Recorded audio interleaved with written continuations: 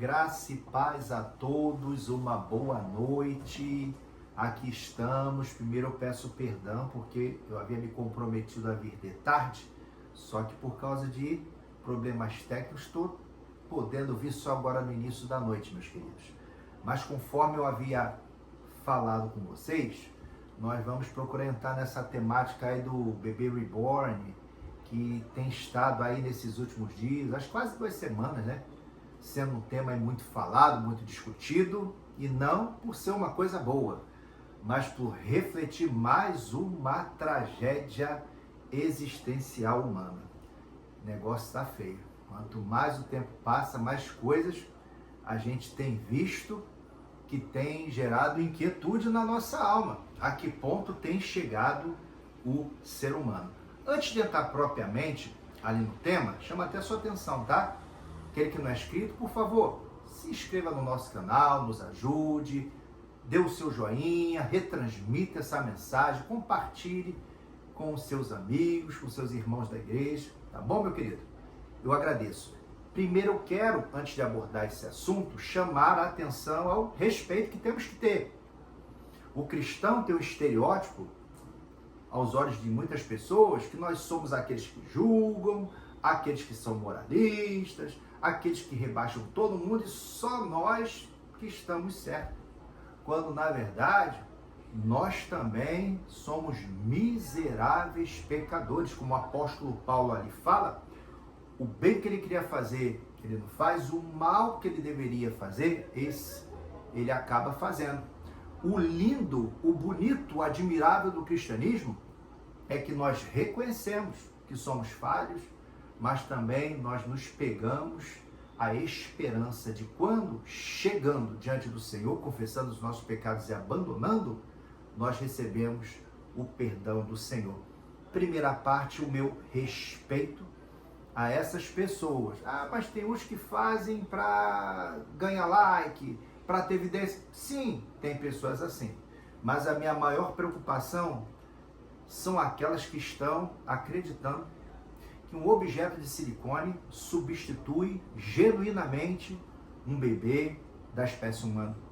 E ali dedicam àquele objeto o amor, o cuidado, o carinho, o zelo que deveria ser dedicado para uma criança. E a nossa sociedade já vem passando por problemas semelhantes. Acredito que cada um de nós conheçamos pessoas que têm um zelo desmedido por animais. É um tal de cachorro sendo levado para a rua em carrinho de bebê. Tem algumas coisas aí muito estranhas, casas que são planejadas totalmente para o animal, como se esse animal fosse uma pessoa. Isso aponta para que algo não está bem naquela pessoa. E a minha primeira contuda é o meu respeito a essas pessoas, tá? O que não quer dizer que nós não venhamos apontar o erro das suas práticas, o erro das suas escolhas. O cristianismo tem por mote central amar o ser humano, valorizá-lo, porque ele foi feito à imagem e semelhança de Deus. Mas o cristianismo não tem compactuação, não tem uma forma doméstica de lidar com o erro. O erro tem que ser condenado, tem que ser apontado. E o texto que eu gostaria de pautar essa temática está em 2 Pedro, segunda carta de Pedro 2, versículo 19. Segunda carta de Pedro, capítulo 2, versículo 19, que diz o quê? Na parte final do versículo. Porque de quem alguém é vencido, do tal faz-se também servo. É muito interessante, meu querido, o que a Bíblia nos revela em Gênesis 1, 26, 27, que Deus ali, após a criação do homem, ele dotou o homem de domínio próprio. Esse homem recebeu capacidade de se autogerir, de se auto-administrar e de administrar aquilo que Deus, naquele momento, estava colocando aos cuidados dele, que era a criação. Deus teve tanto zelo com aquilo que ele empreendeu no ser humano, o o ser humano tem a capacidade de administrar as coisas, que Deus deu para o homem ali a honraria, a tarefa de dar nome aos animais. Então, a nossa história inicial foi uma maravilha. Nós tínhamos, por causa da comunhão com Deus, nós tínhamos plena liberdade de nos administrar. Nada corrompia esse domínio próprio, nada nos levava a uma paixão desmedida por alguma coisa que atrapalhasse a nossa relação com Deus, muitas vezes se colocando no lugar de Deus. Aí entramos em algo que para muitos não é estranho, o tal do vazio existencial. O que é isso? É uma condição humana em que muitas vezes, ainda que a pessoa tenha recursos financeiros, ainda que a pessoa tenha uma boa formação, ela tenha um status social, aquilo dentro dela permanece uma angústia, um sentido de não completude, por mais que ela busque algo, por mais que ela se torne usuária de substâncias, busque hobbies, por mais que ela se dedique àquilo que o bolso dela pode possibilitar para ela ter um pouco de tranquilidade, ela não se satisfaz.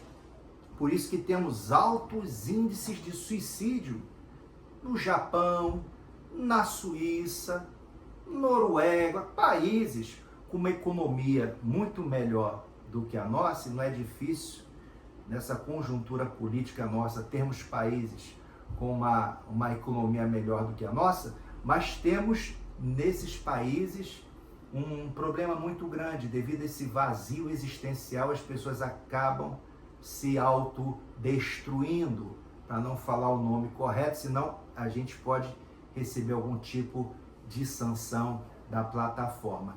E é muito interessante que os erros continuados, os nossos erros domésticos, aquilo que a gente sempre pratica, aquilo que está na nossa rotina, nos afastam cada vez mais da verdade. Uma coisa é a pessoa estar na habituação de fumo 6 meses. Outra coisa é a pessoa que está na habituação do fumo, do tabagismo, 10 anos. A saúde, que seria ali o desejável, está muito distante daquela pessoa usufruir. Então, quanto mais nós nos distanciamos de Deus, quanto mais nós nos tornamos cativos daquilo que Deus permite que seja feito, que passe a existir na criação, nós nos encontramos adoecidos, nos encontramos distante de Deus. E aí nós entramos, nessa questão: o que está acontecendo, pastor Apoliano, com o ser humano? Agora é um boneco de silicone. O senhor falou aí tempos atrás, eu já vi animais tendo mais cuidado, mais zelo dos seus donos do que crianças de verdade. Cresce o número de animais adotados, de pets, e nós não temos um número expressivo de crianças sendo adotadas. Sim, meu amado. O ser humano, nessa época da pós-modernidade, uma das coisas que o caracteriza, algo que era muito comum na Grécia, é o hedonismo. Uma ideologia a qual tudo que eu faço, tudo com que eu me relaciono tem um princípio básico de me satisfazer. Então, o outro serve para me satisfazer, o meu trabalho serve para me satisfazer. Quando eu passeio ainda com um grupo, que seja esse grupo a minha família, o importante é minha satisfação pessoal. E depois do advento da internet, ali por faixa 95, 96, até 2002, começou a ter o boom da internet, o ser humano, nesses últimos anos, ele tem a possibilidade de conhecer mais pessoas do que indivíduos há 30, 40 anos atrás. Só que tem um problema: eu tenho possibilidade de conhecer mais pessoas, mas os relacionamentos são vazios, são fúteis, são superficiais, a ponto eu me torno tão dependente de um equipamento para me relacionar com alguém, que na falta desse equipamento eu adoeço. Eu acredito que muitos de vocês já viram as festas de criança, de uns tempos para cá, pode ter 30 crianças no lugar. Se não tiver um celular, ficam 30 bonecos ali de silicone. Ninguém tem mais a habilidade social, a criatividade de conversar, de brincar, pegar um objeto. Não há. O ser humano está sendo, desde a sua infância, preparado para depender da tecnologia. A tecnologia veio substituir outras possibilidades que existiam antes dela. E o que acreditávamos até um tempo atrás, que melhoraria a condição humana, não. Estamos mais decadentes. Aí temos essa questão da boneca reborn. Interessante, esse reborn, esse prefixo em inglês, traz a ideia de algo que é refeito, que é renascido. É uma melhoria. Tem ali a criança natural, mas na ausência dela, olha, tem algo tão próximo quanto uma criança da espécie Homo sapiens sapiens, um bebê humano. E as pessoas, por causa desse seu vazio existencial, se agarram naquele objeto e começam ali a regar aquele objeto com a dedicação, com o amor próprio de quem tem um filho humano, quem tem uma criança. E isso é muito angustiante. Algumas pessoas que o problema, não acham que o problema iniciou ali com a possibilidade dessa boneca. Provavelmente, esse vazio existencial que eu falei, se manifestou, se materializou ali com aquela boneca. Mas aquela pessoa, aquele indivíduo, por isso a minha introdução, o meu respeito por essas pessoas que realmente estão vivendo esse problema, isso é um problema. Por isso, a minha postura inicial de respeito a essa pessoa.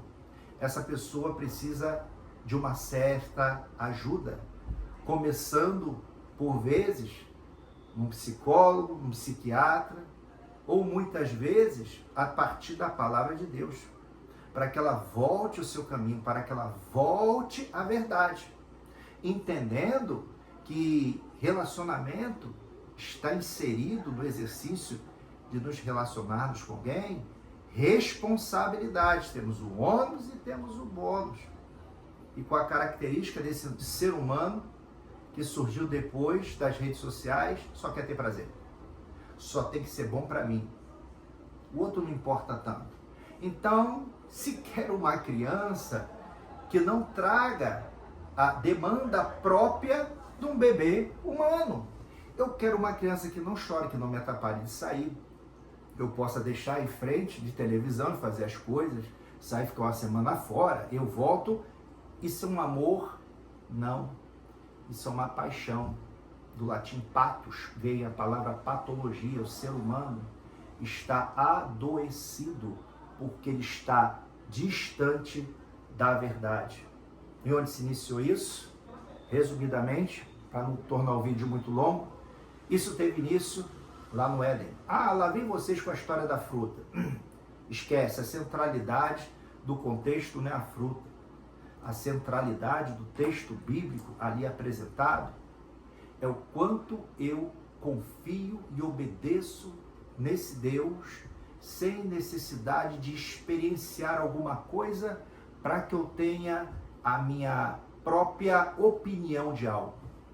Se bastava aquilo que ele disse, dando ele a oportunidade daquele ser humano usufruir de todo o jardim, mas ele colocou uma restrição e queria ver se aquele ser humano, com toda a liberdade que ele dava, se teria a capacidade de obedecer uma restrição. E o ser humano não obedeceu aquela restrição, desobedeceu, e a partir de Adão, toda a falibilidade humana passou a existir. A potência de falhar, a potência de cometer erros, induzir outros a erros, transtornar todo o ambiente. Olha só, o ser humano, se tornou um ser tão complicado, nós não vemos um leão na natureza, um lobo na natureza. Vamos pensar em espécies que não estão ameaçadas por proximidade de habitações humanas, tá? Tá lá o leão na África, tem o lobo aí em alguns lugares do mundo, um pouco na Europa, um pouco ali pro Ártico, tem alguns lugares, tá?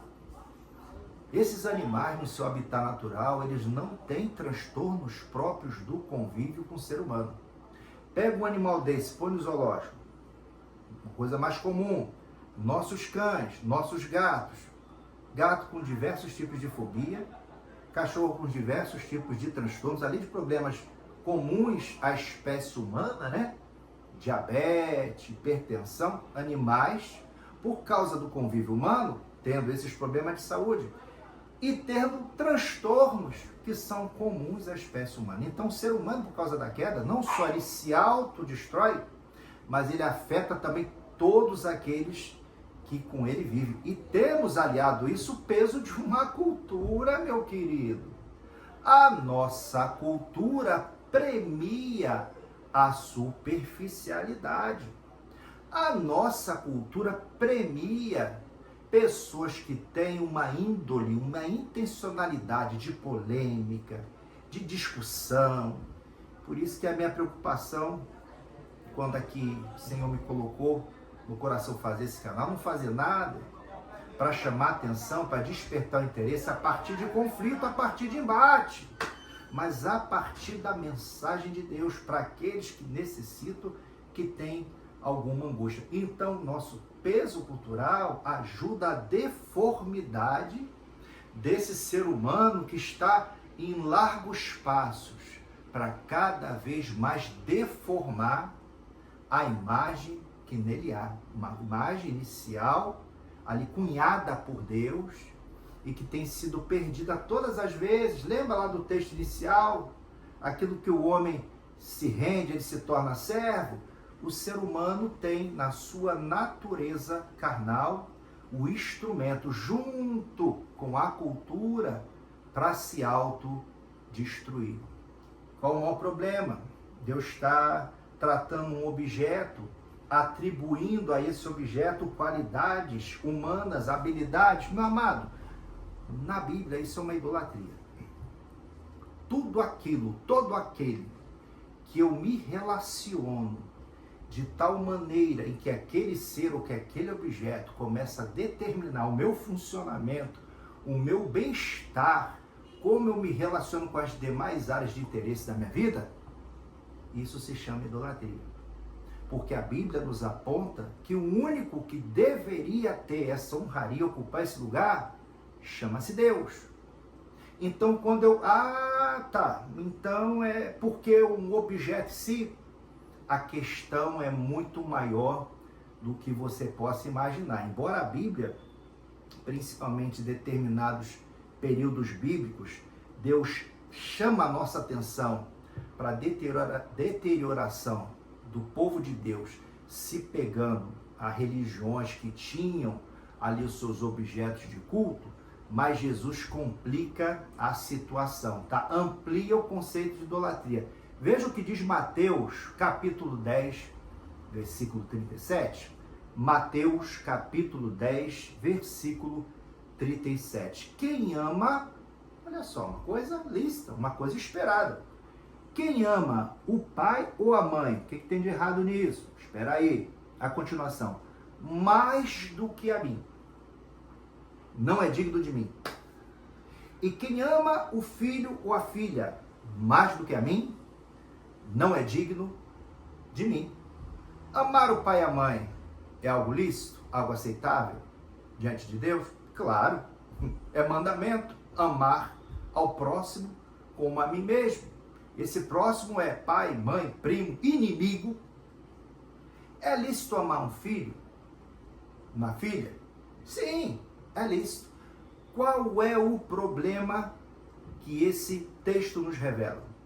Quando esse amor, quando essa dedicação, quando este zelo começa a ocupar o lugar de Deus, e é muito comum, acredito que você conheça a história, talvez você já tenha vivido ou esteja vivendo essa história, que na partida de alguém na sua vida, na negação da perpetuação de um relacionamento pelo outro, a sua vida estagnou, a sua vida parou.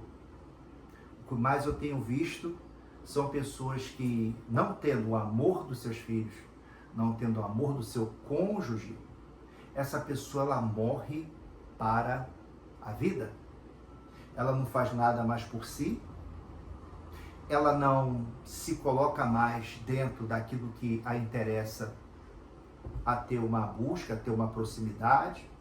É uma pessoa que existe, ela não mais vive, ela simplesmente existe. E Deus nos alerta desse perigo, que se eu tenho pessoas, que eu tenho um grau de afinidade, que a minha vida acaba sendo regida por esse relacionamento, ou pelo bem-estar da outra pessoa, a Bíblia não fui eu que escrevi aquele texto. Acabei de ler para os amados o texto bíblico, Jesus assim relatou, que quando nós colocamos uma pessoa na condição de Deus na nossa vida, idolatria. Então, uma palavra bem simples para aqueles que estão nessa prática. Procure consertar o rumo da sua vida, mudar o funcionamento da sua mente a partir de um reposicionamento do critério de quem unicamente merece essa entrega, essa devoção, esse zelo.